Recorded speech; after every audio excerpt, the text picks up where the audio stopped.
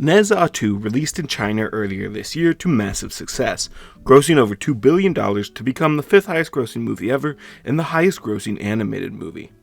A dubbed version is in the works now, releasing to US theaters soon, but I didn't wait and you shouldn't either. If you can find a screening in Mandarin, go to it and enjoy it. This movie was a phenomenon for a reason. It is that good. And I want to appreciate this movie before the most annoying group of people on earth find it and obsess over it. I want to enjoy it before animation Twitter gets their grubby hands on it and treats it like the second coming of Christ. Every year, Twitter's favorite animated movie gets a ton of hyperbolic love. I'm afraid we'll get that with just how cool this movie is, and it's going to make me like the movie less and less as time goes on because people are obnoxious about the movie. So I'm taking time and making this video to appreciate the movie, but also discuss my problems around the movie because I do have a few that stick out. Off the top, I didn't watch the first Nezah. I have seen that it wasn't really as good as this and you didn't need to watch it. Not to say the first movie was bad, but it isn't the second one. I was never lost during this movie. There were a couple of small moments of confusion, but I attribute that to me being bad at getting every detail of a movie. This movie sets up the relationship, stakes, and past very well, leaving me feeling well informed. The first 2 minutes are just a quick recap of the first movie. I'm sure there are some little details I missed because I haven't seen the first. If you watch them both, there is probably more to be gotten out of this movie. Unnecessarily overall though, to watch the first. Nezah 2 works perfectly as a standalone. I almost wish this hadn't had the numerical naming scheme. Give it a tagline, like Nezah Ascension or something. I will always advocate for naming your things with cool taglines opposed to numbers though. Let's rip the band-aid off with the number one reason this movie is as good as it is. The animation was stunning.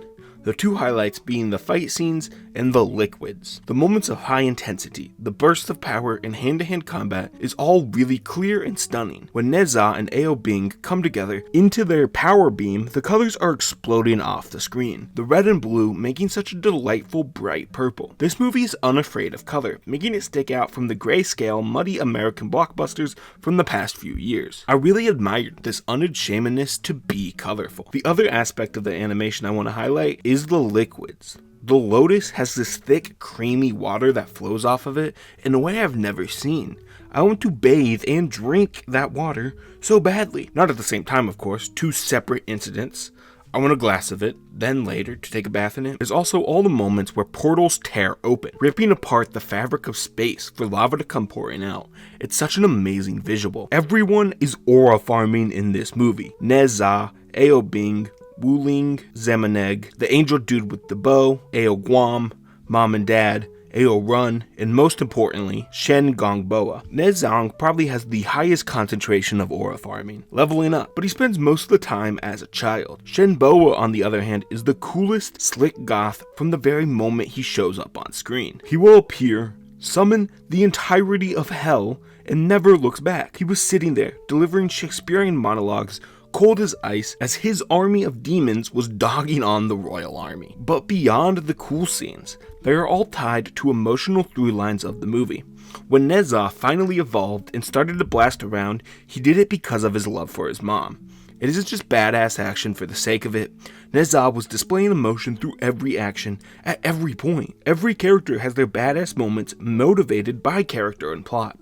One of the movie's strengths is just how well it conveys emotion. Nezah seeing his home destroyed, devastated and raging, slowly simmering until he bursts off. He doesn't scream, but you can see the anger on his face. The horrifying image of the family burnt to a crisp on top of the house. I was feeling every emotion this movie wanted me to. The sadness and weight of Nezah's mom dying, and everything else. Now to talk about this movie's place in the wider world. I've seen this movie described as anti-establishment, pro-gay, and anti-racism. Such a woke movie. On the surface, I can see where people would get this idea. Nezah and Aobing are literally bound together. Bing's father is hesitant to accept the friendship with Nezah and parents, only doing so when facing certain death. The pro-queer messaging is a little clear, but I want to take a second to examine why people think this is anti-establishment. The supporting reasons I see cited most often is the fact that Nezah turns on the evil light-based army and the queer elements. Sure, A dominant ruling class that uses their powers for personal gain is an establishment which Nezah rebels against, but it's also just a typical story structure that is easy to follow. Now on to the queer coding. I am putting my foot down. Only implying queer elements instead of making them explicit is feeding directly into the status quo. It doesn't tell the Chinese government to go fuck themselves. It is not anti-establishment. This movie bent the knee and decided to go even more in the direction of hiding the romance between Nezah and Ao Bing. This is real queerbaiting, a movie giving crumbs, little hints that the characters are gay but never fully going through with it. Fake queerness presented to bring in people that are attracted to those stories, while never saying it outright, to never alienate the bigots who would call it woke if the movie went that way. There was nothing brave or meaningful about hiding queerness behind a wall, which this movie does. The one way I can say this is anti-establishment is when comparing it to the Western animated movies we have gotten, to the Disneys and the DreamWorks of the world. It is so different from those types of movies. Nezah 2 is a fresh take on animation, adding mythos many are unfamiliar with. It making $2 billion doesn't tell the Chinese government people support queer storytelling. It tells Disney that there is room for change. These American animation companies that people crave something a little different from the typical. And that's okay. The $2 billion animated movie about a child that came from a demon orb doesn't need to be a grand political statement, and it doesn't really try to be at any point. It just tries to be a good, fun movie, and I think people are sort of attaching this statement that it doesn't fully earn itself. I love the world building in this movie too. So many cool little guys. The depiction of dragons ruled, and I love the little rodent village partway through. Those guys were very cool. I just love when movies have fun stuff that doesn't enhance all that much. It isn't making the movie leagues better, but there are fun little additions all throughout this movie that I really enjoy. Now, where did this movie falter? First off, the comedy can be dreadfully painful, and it's like that all throughout. The scene that highlights it the most for me is when Nezah accidentally pees into the drinking water for everyone. The joke is, they're drinking piss. That's gross and funny, right? Then the dude likes the pee water and wants to drink more of it. Laugh. This movie wants you to laugh at the funny pee joke. And it's not just the one joke that is unfunny, there are quite a few. All these little moments that take me out due to unfunny jokes. They do have a couple bangers in there though. Also, choosing to make the movie 2.5 hours is a choice.